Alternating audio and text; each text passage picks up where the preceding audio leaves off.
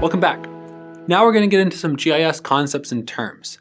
Even though terminology can sometimes be really boring, I think this is where GIS starts to get really fun. You're going to learn GIS specific information here that you can take in and use when you start using ArcGIS.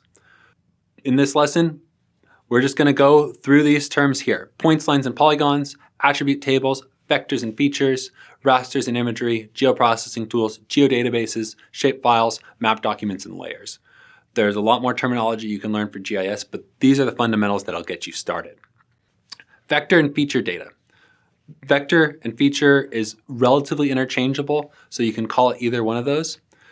The key defining characteristic here is that it's categorical data. It's not numbers 1 through 5 with decimal places. It's land, sea, ocean, that kind of stuff. Descriptive characteristics are the primary way that you would use vector data. Vector data also has something we call an attribute table. It's a data table, sort of like an Excel spreadsheet if you're not used to databases, that is attached to each vector or feature data set.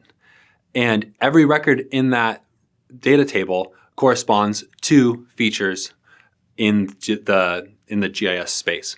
So if you have something like watersheds, which is displayed in this graphic, each watershed there has a corresponding row in that data table that tells us information about that watershed in particular. The columns are all different attributes that we want to know about in those watersheds.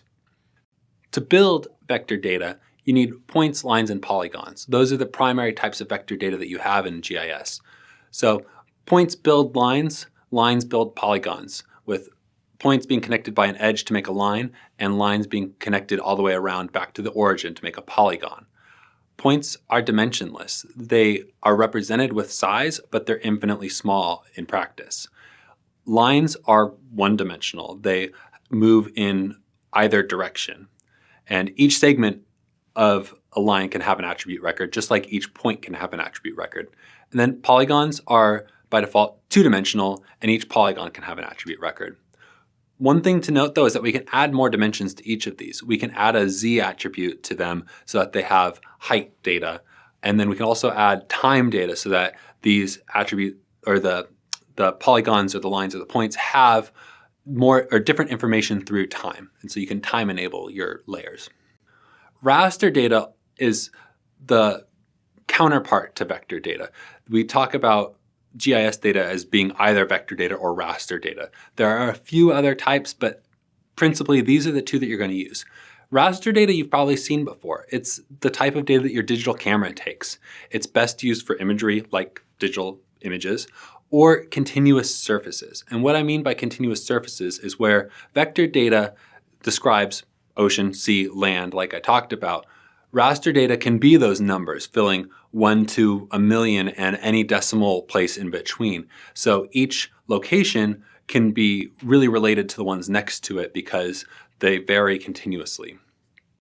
Raster data is composed of a regular grid of pixels with fixed cell size. So let's construct or deconstruct that a little bit. If you want to think of a regular grid, just draw like a tic-tac-toe box for yourself. And if all the squares are of equal size, you have a raster there. And then if you write different numbers in them, that's how rasters get their values. And if I write a 5 in that top left box of the tic-tac-toe box, that whole area that that raster cell represents has the number 5 as its value, whatever that number means in this case. If it's elevation, maybe it's 5 meters tall. And then the one next to it might have a 6, and so that one's 6 meters tall, and the one below it might be 8, something like that. And so rasters do that through the whole space that the raster covers. Imagery is also raster data, just like we talked about, but it's oftentimes multi-band raster data where you have multiple values per cell which represent the colors of the color spectrum. So red, green, and blue each have their own values per cell. Rasters can have attributes just like vector data, but it's a little bit different.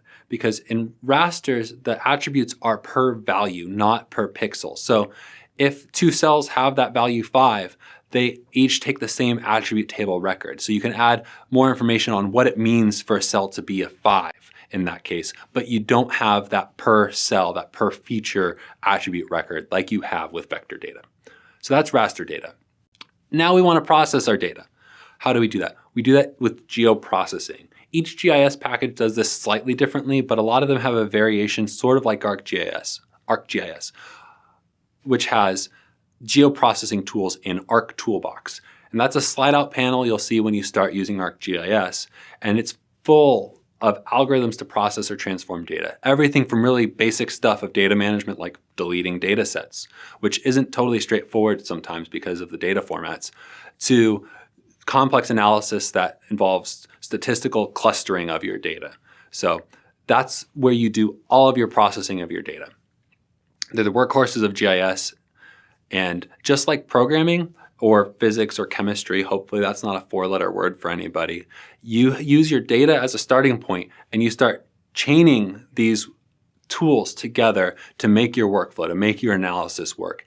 And in doing that, you get the output that answers those questions.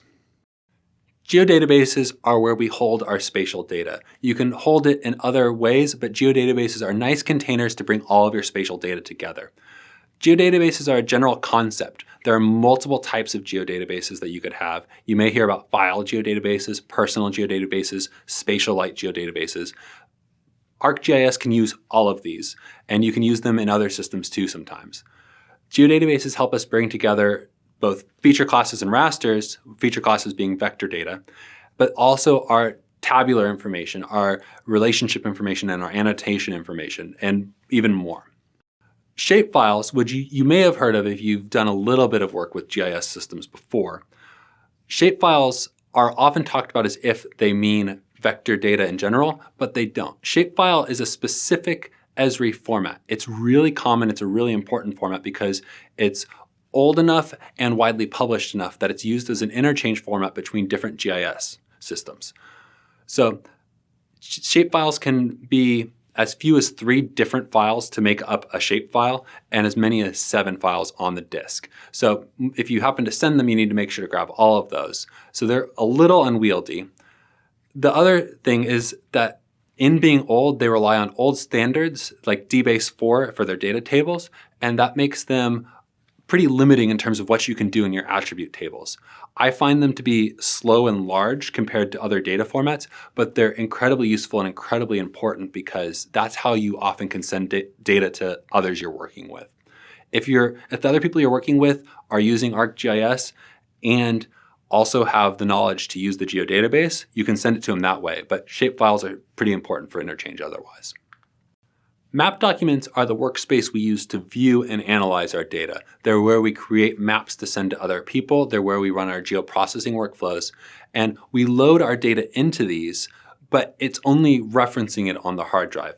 And it represents it in the map document. It displays the information and we can change its color and how it appears, but that doesn't change the underlying data. That's just for this map document because that's how we're viewing it. We can save that map document, create a new one using the same data, and view that data differently.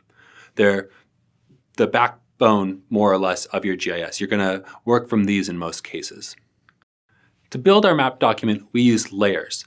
Layers are representations of our data sets from our geodatabases in our map document. They have appearance at this point. We can see them and we can stack them one on top of the other to show them together and assess how they look in relation to each other. If you've used Photoshop or Illustrator, it's very similar to those pieces of software. So to sum up all this terminology, we have vector data and we have raster data. Those are 2 primary data formats. Vector data is best suited for categorical or discrete data, and rasters are best suited to continuous data.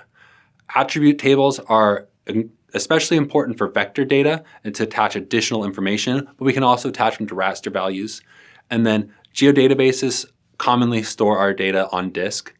And then map documents and layers allow us to represent our data visually for cartographic purposes or to provide a workspace for analysis of our data.